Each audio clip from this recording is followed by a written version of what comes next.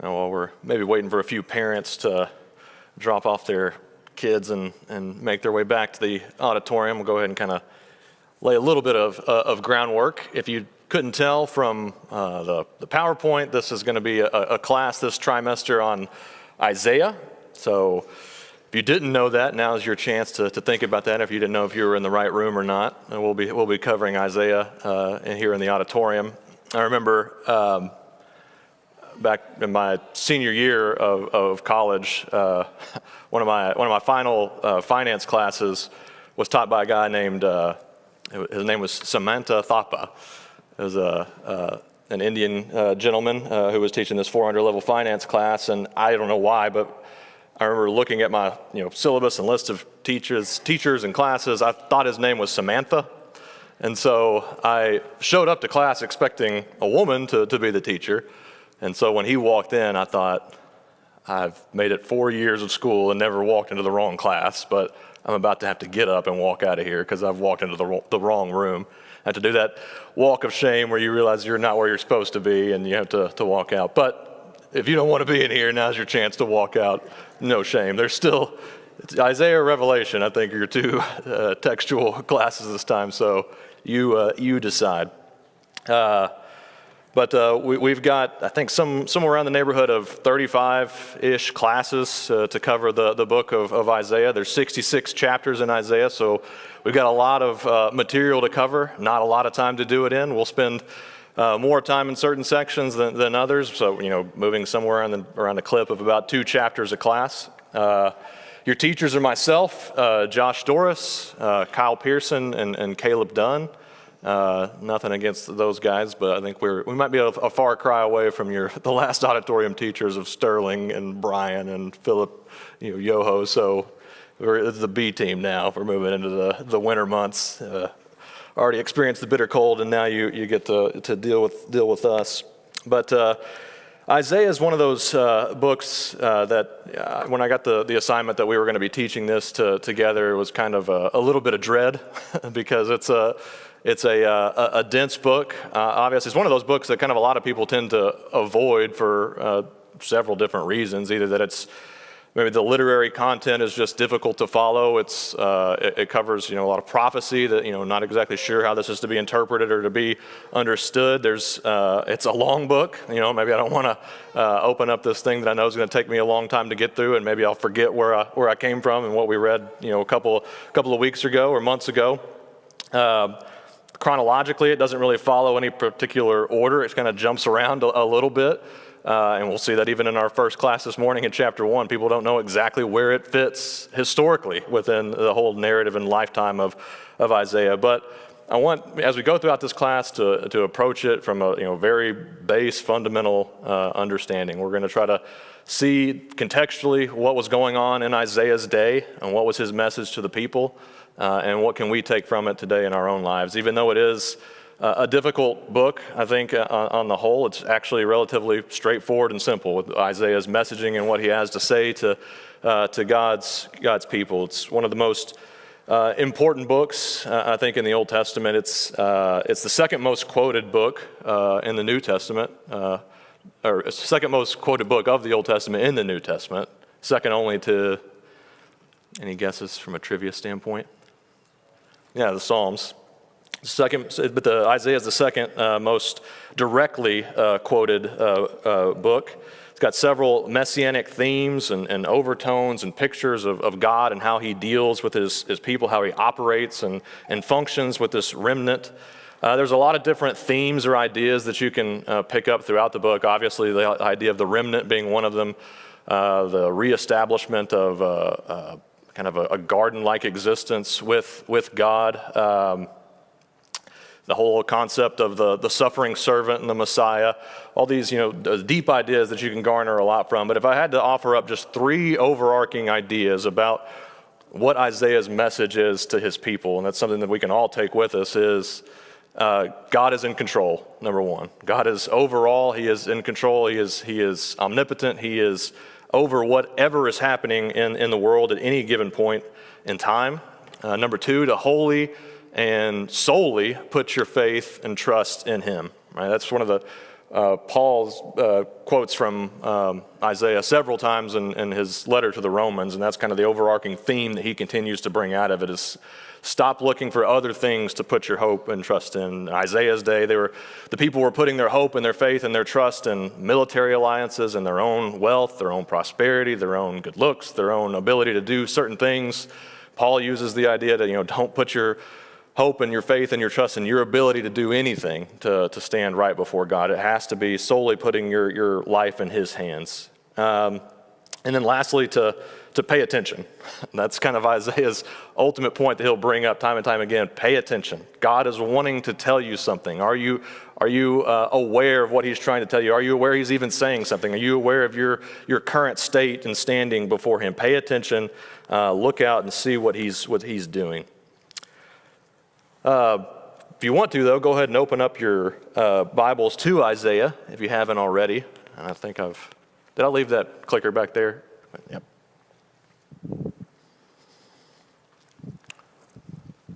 Thank you, sir.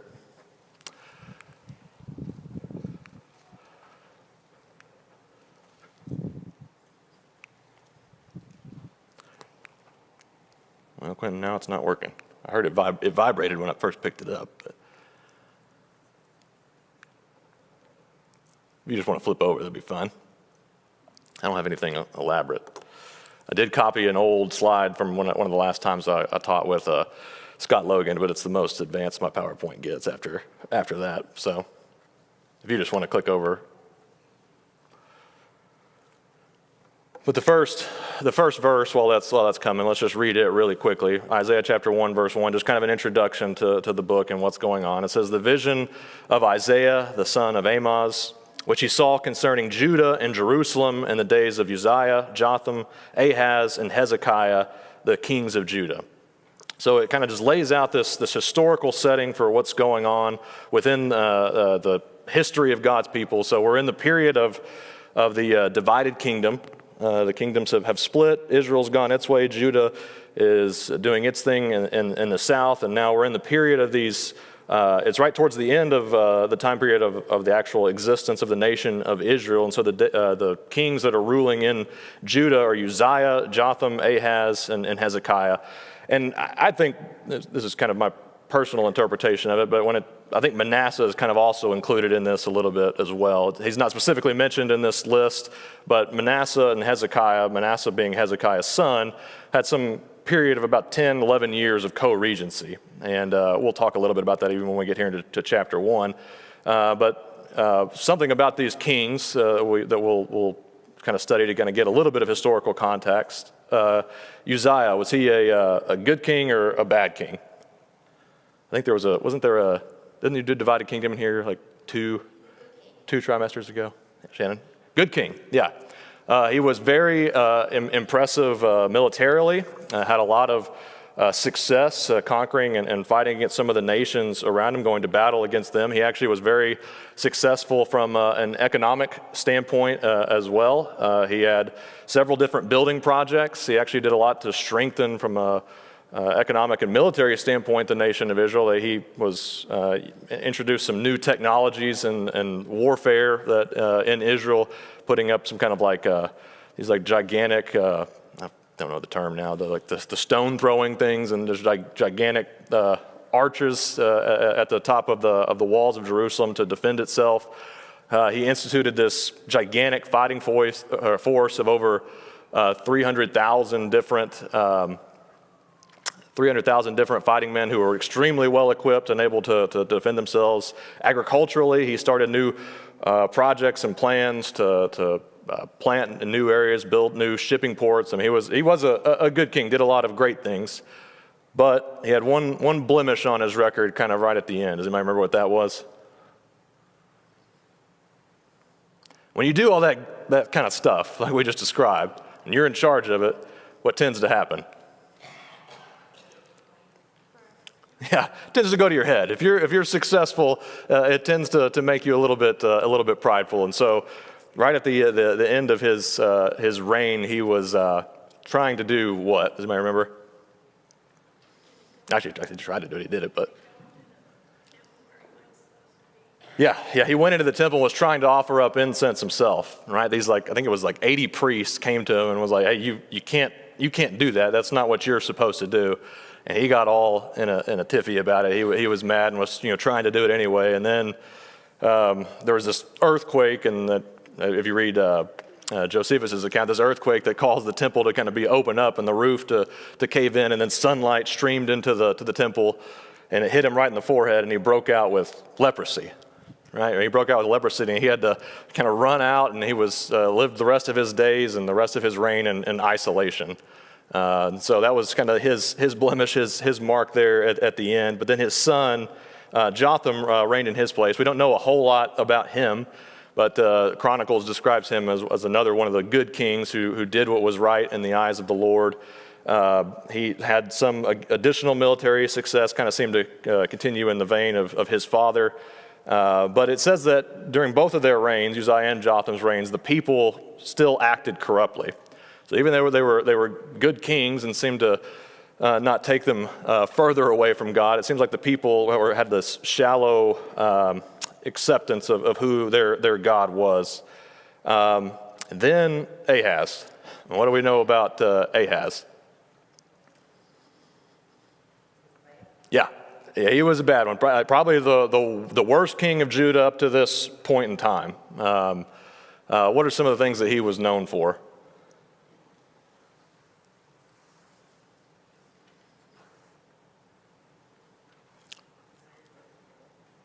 What's that?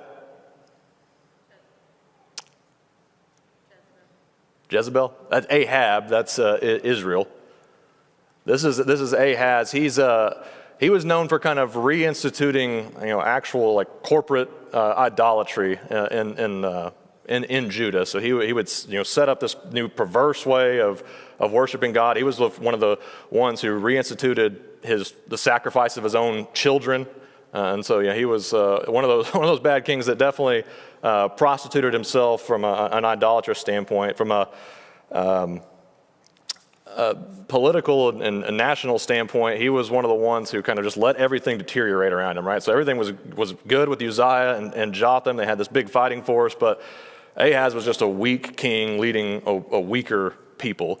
And he was one of the kings that tried to create alliances with Assyria and ended up actually being a vassal king to Assyria, kind of really starting that tumultuous relationship that would kind of end up being their downfall down the road. He was one of the ones that tried to get Assyria to join forces with them to protect himself against Israel and Syria in the north. And even despite Isaiah coming to him, we'll read this in a couple chapters, telling him, hey, you don't need to do all this. You don't need to give him money. You don't need to try to put your faith in these alliances that you create. Just God will take care of it. But he doesn't listen and tries to take it on himself and do all these things, and it ends up being his ruin, all these things that he's instituting in the nation. So that's really kind of some of the first instances that we see Isaiah talking directly to a king. But then after Ahaz, as bad as he was, he ends up having a good son. And that good son's name was Hezekiah. What do we know about him? I already said he was a good king. What are some of the good things that he did? Yeah, that's a biggie, right? Yeah, reinstituting worship, proper worship to Yahweh, opening up the temple, cleaning out the temple, reestablishing how that worship was supposed to operate. He reinstituted the Passover feast, taking the Passover, and he's sent out messengers all throughout the land. Everybody come to Jerusalem. We're going to do a Passover like we haven't done in years and years and years. And the people were kind of rejuvenated under Hezekiah. He still seems to, even though as good as he was, all the good reforms that he put into place, Isaiah kind of seems to focus on him and his relationship with Hezekiah and some of the actual interactions between the two of them significantly in chapters 36 through 39 of Isaiah. But Hezekiah seems, even with those good qualities, shows a little bit of a lack of faith and trust in God, which we'll talk about when we get to that section. But he, again, like his father, tries to take too much on himself and kind of ends up having to get pushed to the point of just finally accepting God. But I don't want to hit that too hard. We'll cover that a little bit later. But after Hezekiah, right towards the end of Hezekiah's reign, he has this bout with an illness that he recovers from, but it's probably likely during that time frame that his son starts to co-reign with him, and his son's name was Manasseh. And what do we know about Manasseh? Good king, bad king. Real bad, right? Yeah, he was probably the worst king in all of Judah's history. He was one of another ones that, despite all the good that his father had done in kind of reestablishing proper Israelite worship to God, he goes back and basically reverses it all and starts to re-implement the high places, putting improper things within the temple courts. He murders the innocents. Again, one of the ones that sacrifices his own kids to pagan gods.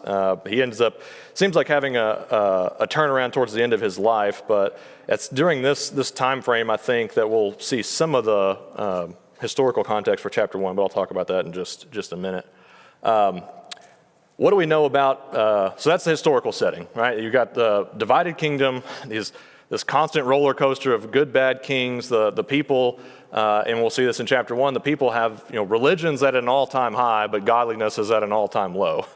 All right, I think that's something that we can take stock of in our own lives. Religion is something that they're very much accustomed to, have a very keen idea of these ritualistic practices that they're taking part in, but their actual approach to God and their relationship with God's at an all-time low. Weak leaders, weak people, and you see the effects of it. So that's when Isaiah comes on the scene. That's when he starts doing his work. But what do we know about Isaiah the man? We've got other prophets, right, that we've got a lot of narrative about. We know a lot about them, but what do we know about Isaiah specifically? Yeah, not much of anything. I mean, for having the second longest book named after him in the Bible, we don't know much of anything about Isaiah the person. And assuming you believe, like I do, that Isaiah did write the entire 66 chapters of the book of Isaiah, I think that's telling in and of itself about Isaiah the man, that he did all this writing, all this prophesying, and he doesn't give us a lot of information about himself personally, because his message, his mission was all about what God wanted him to say to the people, not Isaiah's opinions or feelings or thoughts on any particular aspect of it.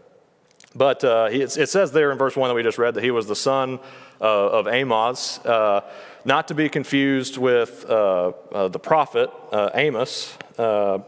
Actually, it's a Jewish tradition from the Talmud that Isaiah's father Amoz was the brother of Ahaziah, who was the father of Uzziah. So that would mean that he has some type of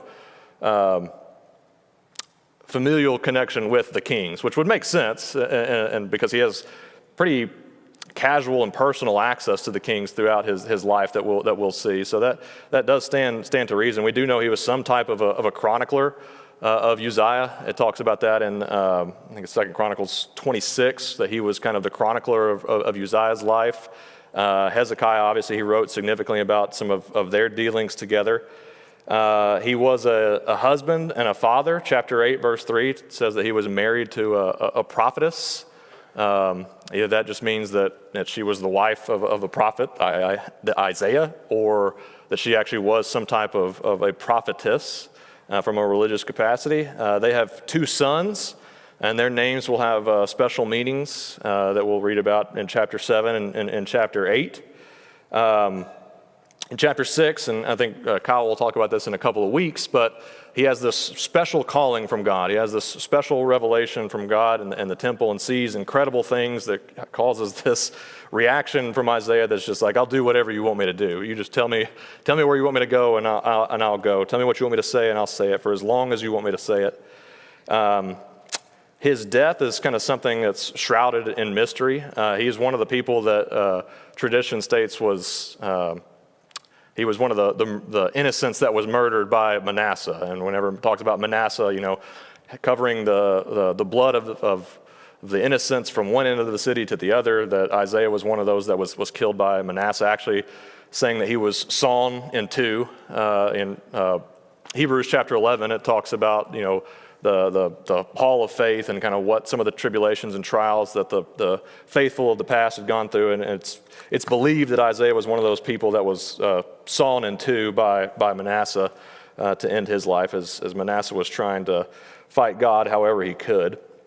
But that's really all we know about Isaiah. Not a lot actually in the text itself. Some other historical documents, like I said, the Jerusalem Talmud talks a little bit about his father, who he might have been, and his death at the hands of Manasseh.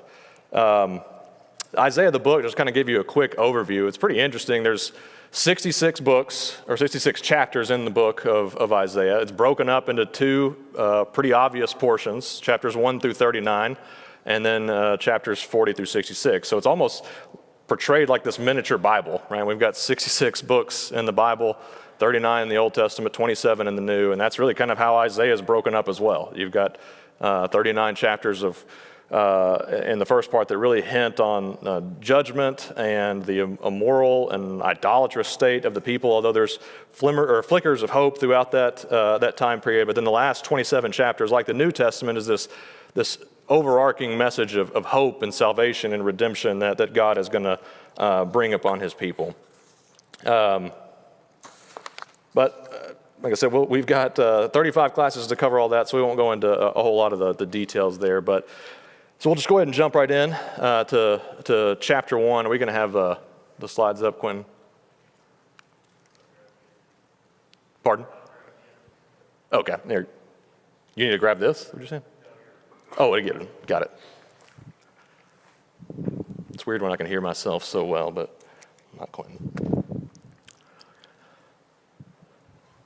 So like I said, one of the difficulties in studying Isaiah is where the different passages, where the different ideas kind of fit in from a chronological standpoint. And really chapter 1 is kind of just thrown in right to us.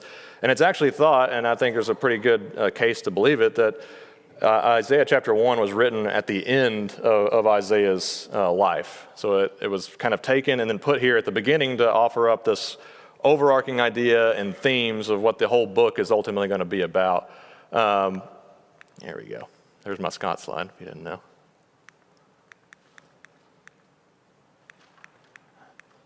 All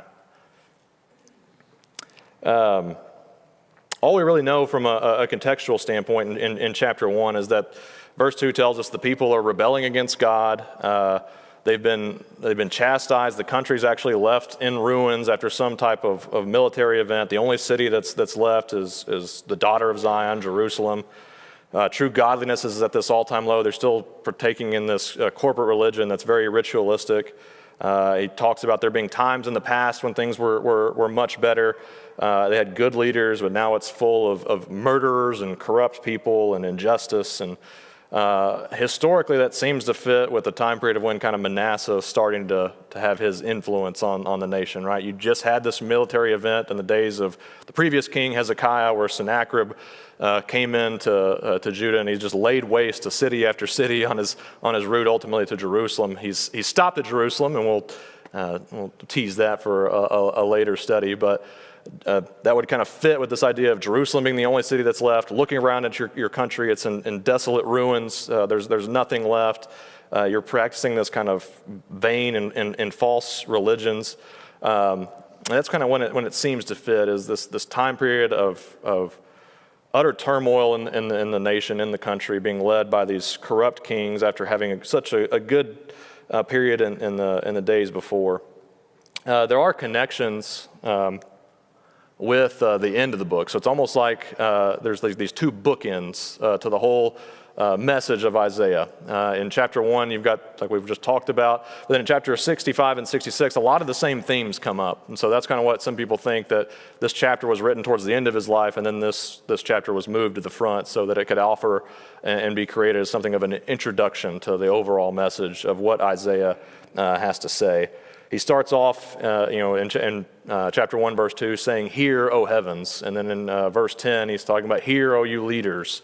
And then in verse 18, "Come now, let us reason together." So it was this idea of all right, I've got this message for you all, and you all need to be paying attention as I'm delivering it to you. This is a message from God, something that he wants you to hear. God wants to say something to you to get your attention so that you'll be able to hear and respond properly to it. All right, so let's just dive in and kind of read through this first chapter together. It says, starting in verse 2, it says, "Hear, O heavens, and give ear, O earth, for the Lord has spoken. I have nourished and brought up children, and they have rebelled against me. The ox knows its owner, and the donkey its master's crib. But Israel does not know, and my people do not consider." So Isaiah starts off his book with this kind of legal proceeding, like it's laid out. God calls for witnesses to pay attention, to act and stand in as the jury in this trial. And who are the witnesses that God calls? Heaven and earth, right? Creation itself. Well, what better witness to know and understand the power and the good things that God doles out on his creation. And he says, I've done all these things for you. I've been your all in all. I have nourished and brought up children, but those children have rebelled against me. So God is portrayed as this good and this nurturing and gracious God. Creation knows that. Creation understands that. God is not this spiteful deity who just takes pleasure in beating people up and for stepping out of line. He's a provider. He is this father figure who is raising children, and he does everything for his own people. But Israel has rebelled against him. Judah has rebelled against him. And then in verse 3, he gives this proverbial example of the ox knows who its owner is, and the donkey knows who or where its master's crib is. I don't know, I don't spend a lot of time around oxen or donkeys, but this would have been a very common example for them to give, obviously, in the day. But what do we know about those two animals specifically? Are they known for their obedience and for doing exactly what they're supposed to do all the time? No, they're like the most stubborn animals that everybody knows of, right? And so they're these animals that just constantly rebel and do whatever they want to do whenever they want to do it. They're big, they're mean, they can get away with it. But at the end of the day, they know where their food is. At the end of the day, they know if they want shelter, they've got to go to their master. So even this brute beasts have this better understanding of how to respond and maintain a relationship with their owner than Israel does. He says the donkey understands this, the ox understands this, but my Israel, the one that I raised and nourished and brought up, they don't get it. They don't know, they don't consider. And in verse 4, it says, "Alas, sinful nation, a people laden with iniquity, a brood of evildoers, children who are corrupters. They have forsaken the Lord, they have provoked to anger the Holy One of Israel. They have turned away backward. Why should you be stricken again? You will revolt more and more. Your whole head is sick, and the whole heart faints. From the sole of the foot even to the head, there is no soundness in it, but wounds and bruises and putrefying sores. They have not been closed up or bound up or soothed with ointment. Your country is desolate. Your cities are burned with fire. Strangers devour your land in your presence. It is detestable, as overthrown by strangers. So the daughter of Zion is left as a booth in a vineyard, as a hut in a garden of cucumbers, as a besieged city. Unless the Lord of hosts had left us a very small remnant, we would have become like Sodom. We would have been made like Gomorrah."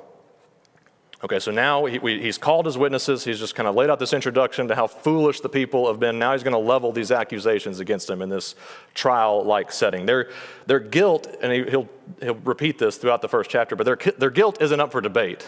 It's not like, did we really do anything wrong? No, that's a known fact. You are a sinful nation, he says there at the beginning of verse 4. A people laden or burdened with iniquity, with guilt. You know it, I know it, everybody knows it.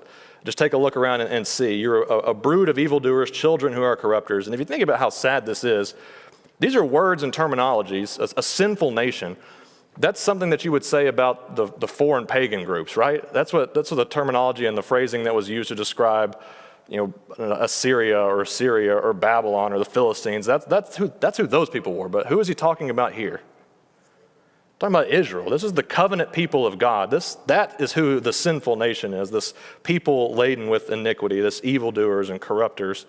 They have forsaken the Lord and turned away from him backward. Then in verse 5, he just asks a question that any friend or good person would ask somebody else that sees somebody in trouble. Why? Why are you doing this? Why are you allowing this to be your state? Because he's looking at them, and how does he describe the people? They in good shape? He's wondering where they're going to be hit next because there's not any healthy portion of them. Yeah, I'm looking at this. I'm looking at your body, and I don't see a place without a bruise to get another beating. Yeah, you're in a bad way. You've got putrefying sores. If you just think about walking into a hospital room and there's just pus and ooze and somebody that's just in a very bad way, and they're sitting there like nothing's wrong. I'm good. I don't have any issues. But he's you don't have to keep getting beaten up. This is your choice, and that's one of the themes of this first chapter. Your choice that's led you to this point again and again, because there's no soundness in it. You're hurt this bad. I can see that you're hurt this bad, but you don't seem to be aware of it. Like you said in verse 3, you don't consider your own state because you've got these wounds that you just refuse to bind up, that you refuse to put any ointment on. You just refuse to address the situation to make it better. And then in verse 7, he just talks about the nation. I think again this is a reference to the fact that Sennacherib had come in and just laid the city to waste. It says, or laid the country to waste. In verse 7, your country is desolate. And Sennacherib was known for, when he came in, I think it was like 40 some odd cities that he just leveled on the way to ultimately to Jerusalem, and Jerusalem being the only city that was left. But he's calling on the people to pay attention, look up, look around, look at the state of how things are. Your country is desolate. All these cities that you take pride in are burned with fire. There's just people in your backyard picking out food out of your garden, whatever's left. They're just taking whatever they can get. It's desolate, it's overthrown by strangers, and you're the only city that's left, Jerusalem. Verse 8, the daughter of Zion is left as a booth in the vineyard, as a hut in the garden of cucumbers. That's just a reference to, farmers would set up basically like a tent or a lean-to. All it was for was just for them to escape the heat and the sun and the noonday. That's all it is, just a tent. And he's saying your nation is like your city, just that one little measly tent that's left. That's how bad things are, but you just don't seem to be aware of it. You don't seem to appreciate the state in which you're in. And in verse 9, unless the Lord had left us some small remnant, we would have become like Sodom, and we would have been made like Gomorrah. So right there he makes this allusion to this people being like Sodom and Gomorrah, and he'll make the same connection in the very next verse, in verse 10. That's depressing in and of itself, that he would compare Israel, God's covenant people, to a city like Sodom or Gomorrah, these known vile places. But what do we know about Sodom and Gomorrah? What was their end? Completely laid to waste. That's what they're known for, right? Is being laid to waste because of their wickedness, right? And so he's saying that would have been you if God wasn't as gracious as he is, because he left you this very small remnant. If it wasn't for that, if it wasn't for God's mercy and grace in that act, we would have been made just like those two terrible cities. In verse 10, it says, hear the word of the Lord, you rulers of Sodom. So again, this call to the people, pay attention. Hear the word of the Lord. He is trying to get some point across to you so that you can respond properly to it. Hear the word of the Lord, you rulers of Sodom. Give ear to the law of our God, you people of Gomorrah. To what purpose is the multitude of your sacrifices to me, says the Lord? I've had enough of burnt offerings of rams and of the fat of fed cattle. I do not delight in the blood of bulls or of lambs or goats. When you come to appear before me, who has required this from your hand to trample my courts? Bring no more futile sacrifices. Incense is an abomination to me. The new moons, the Sabbaths, and the calling of assemblies, I cannot endure iniquity and the sacred meeting. Your new moons and your appointed feast, my soul hates. They are a trouble to me. I am weary of bearing them. When you spread out your hands, I will hide my eyes from you. Even though you make many prayers, I will not hear. Your hands are full of blood. So he again here in verse 10 calls on them to hear, and he calls them rulers of Sodom, and give ear to the law of God, you people of Gomorrah. So again, making direct comparisons between the covenant people of God and a place like Sodom and a place like Gomorrah. In Ezekiel 16, those are cities that are talked about as being ones that were oppressive to the poor and the needy, and Jeremiah talks about how they had this profane worship and idolatry. So that's who he's comparing Israel to. These just terrible places that knowingly had it all backwards and had it all messed up. But then he goes into this lengthy description, verses 11 through 15, about their current state of worship. This is what I mentioned a second ago. Even though godliness is at an all-time low, religion seems to be at an all-time high with these people, because they're still going to church. They're still going to temple very regularly, and they're making all of these sacrifices. They're going through all of these rituals, and they're checking the box that they've done it. But how does God see that? Yeah, heart's not in it at all, right? Exactly. Yeah, they may know their law, and they may know exactly what they're supposed to do, at least from a worship standpoint. But like Bobby said, their heart is not in it at all. And so when they go and do this, what's God's reaction? It's meaningless. It's not acceptable.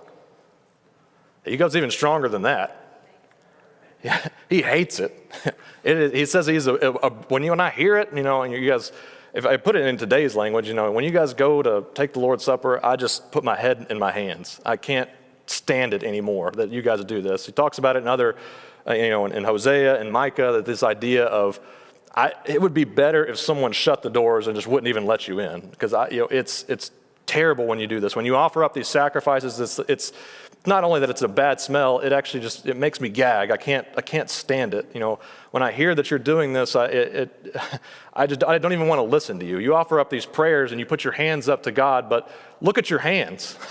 And he's calling on to look at the hands that you're raising up to pray to me. And what are they? They're covered with blood of the innocents, like in Manasseh's day. They're blood of the people that you are known for murdering. That's who's coming to God and trying to offer up these sacrifices. They're going through the motions, like Bobby said. They're thinking they can check off the box. And Micah, I think it's chapter 6, he talks about the people kind of in a very similar situation. The people offer up this retort, like, what else do you want from me, God? Would you delight in, all this oil and a thousand bulls that I could sacrifice? But what does God want from his people? He wants their hearts. He wants them to do good, right? That's the true and proper worship, like James would call that. To pay attention to the people around you, take care of the people around you. He's not calling on the abolition of corporate worship or of the sacrifices here. He's just saying, when you do it, you're coming without examining yourselves, right? Paul talks about that in 1 Corinthians chapter 11. Like, when you're coming together to take the Lord's Supper, it's no good. I wish you would stop doing it, because you're doing it the wrong way. There's these quarrels, there's these dissensions among you. You're just there to get your meal, kind of like what Lawrence talked about. You're not doing it the right way. You're supposed to examine yourself first and realize, am I in a right frame of mind? Am I in a right state of standing before God for this worship to even mean anything? Jesus said the same thing in Matthew chapter 5 when he talked about going to the temple to make a gift offering, and you realize that there's something going on between you and your brother. What are you supposed to do? Yeah, take that gift, just set it down by the door, go deal with your brother. Then you can come back and deal with this sacrifice. Right? That's been God's message, all along, even in the Old Testament. I mean, going back to Saul, I desire mercy and not sacrifice. I want you to obey me and do what I want you to do, instead of just thinking you're okay. This type of worship that they're engaging in is false and deceitful, right? Because if you're engaging in this worship, you could think, well, I'm in a fine standing before God because I'm going to church, I'm going to Bible class, I take the Lord's Supper, I do all these things that I'm being told to do. But what happens when you leave these four walls? What happens when you go out in your daily life? Are you living the way that God would want you to live? These people clearly weren't, and they were deceiving themselves into thinking it was fine just because they were checking the box on this ritualistic worship. But that's not just the end of it. Verse 16, it says, you need to wash yourselves. That's, again, kind of calling into that ritualistic nature of what they're doing. They're coming, but they're coming unclean, both probably from a physical standpoint, but certainly from a spiritual standpoint. Wash yourselves, make yourselves clean, put away the evil of your doings from before my eyes. Cease to do evil. And then So that was the last 4 verses were about what God doesn't want you to do. I don't want you to engage in this ritualistic worship that is ultimately meaningless and causes more harm than good. What I do want you to do is to cease to do evil, learn to do good. Seek justice, rebuke the oppressor, defend the fatherless, and plead for the widow. This has always been what God has wanted from his people, to be a light to the world, a city on a hill, not this group that profanes God's name among the Gentiles, but that's who they'd become. They'd become worse than the nations around them. They become the enemies of God. He'll describe the people of God. He'll describe them as the enemies and the adversaries of God. That's how far we'd fallen as a nation. But that does kind of say that there is this hope, and that's Isaiah's full of this, where you've got these negative condemnation type statements that are coming down on the people, but there's always these speckles of hope. There's a way to correct this. God has a way to correct this. He says you need to wash yourselves and repent and turn things around. Right? This is not just the end of it, that God's like, you stepped out of line, you're done, move on. No, he wants to. God is a redeemer. God is a reconciler. That's what he's known for. In Romans chapter 5, again, I'll probably make tons of allusions to Romans throughout this class, but in Romans chapter 5, it talks about God being a reconciler, one who tries to take people who are enemies with him and make them friends with him and restore that relationship to how it is supposed to properly be established. And God is the one who is, like Lawrence mentioned this morning, the pursuer of the people. Because it's him in verse 18, despite how bad these people are and how all these terrible things they're doing, oppressing the poor, not defending the fatherless, taking advantage of the widows, engaging in this false and self-deceiving worship, he's the one that goes to them and says, come on, let's negotiate. Let's figure this out. Let's reason together in verse 18. Come now, let us reason together, says the Lord. Though your sins are like scarlet, they shall be as white as snow. Though they are red like crimson, they shall be as wool. If you are willing and obedient, you shall eat the good of the land. But if you refuse and rebel, you shall be devoured by the sword, for the mouth of the Lord has spoken. So God has called his witnesses in this jury and in creation itself, the heavens and the earth. He's leveled these charges against the people. Their guilt, again, isn't in question. It flatly states, your sins are like scarlet. You are a sinful nation. Your sins are dark like scarlet. They are red like crimson. But let's talk about this. Let's find a way out. Let us reason together. That's the idea. Let's get together and figure out what the right thing to do is in this situation. Let's negotiate. Let's talk about this, and let's fix this. And I think that's incredible that despite the state of the nation, God is still the one that's going about and saying things in this manner to try to get his people to come to him. Pay attention. Come now. Let us reason together, says the Lord. Listen to what he's saying. Your sins can be, you can be as white as snow. You can be as white as wool. Verse 19, what's the first word? If. It is contingent on you. You have a choice to make in this manner. If you are willing and obedient, you shall eat the good of the land, right? The whole concept in the Old Testament of the good of the land was that this was a gift, and the promised land of Canaan was this thing that God was giving to his people where they could have fellowship with him, where they would be nourished and taken care of. And if you are willing and if you are obedient, you can have that. You can eat the good of the land. You can be established in this place where, like an Eden-like existence where you have this relationship and be with God. But again, that's your choice. And if you refuse and rebel, kind of like whenever Adam and Eve got cast out of the garden, looking back, what do they see? You rebelled against God in the garden by following after your own desires and the false words of the serpent. You're cast out of the garden. Doors are locked behind you. You turn back, and what do you see? What's there at the gate? The cherubim. What? This flaming sword going back and forth, right? You can't be here if you're rebelling against God. That's what's waiting for you if you decide to rebel against him and not listen, if you refuse. Either way, whichever one you choose, verse 20, for the mouth of the Lord is spoken. It's a certainty. Whichever one you decide on, God said it. It's as good as gold. verse 21 through 23, this faithful city, this place that used to be good, where righteousness dwelt, where justice lived, it's now become this place that's just full of murderers and harlots. And again, putting this blame for that at the feet of the people.